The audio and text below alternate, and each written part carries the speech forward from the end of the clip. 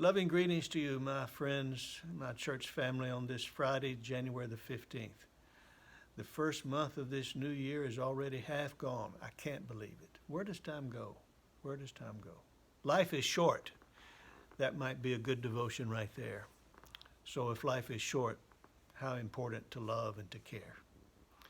But I do want to show you a photograph that is hanging on a wall inside this study of mine, this spacious room where I do my work. Let me show it to you.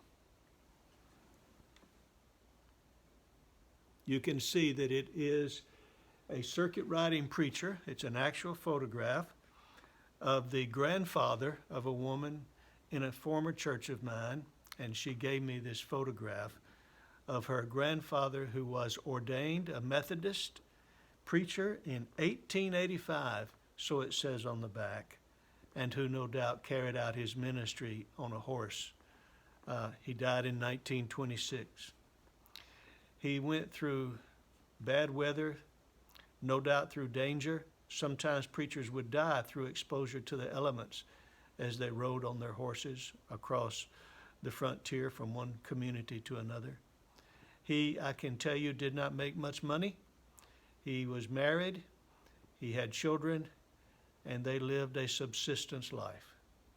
And I wonder how many of us who say we're called into the ministry would be willing to make the kinds of sacrifices that this man and others like him made. I keep him on the wall and the photograph of him there. I keep the photograph of him on the wall in order to remind me of people whose life and faith and whose commitment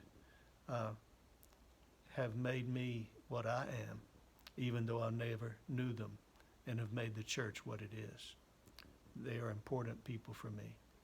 To remind us that the gospel sometimes is not easy. In fact, to become a Christian will oftentimes make our lives not easier or simpler, but even more complicated and sometimes even much more difficult.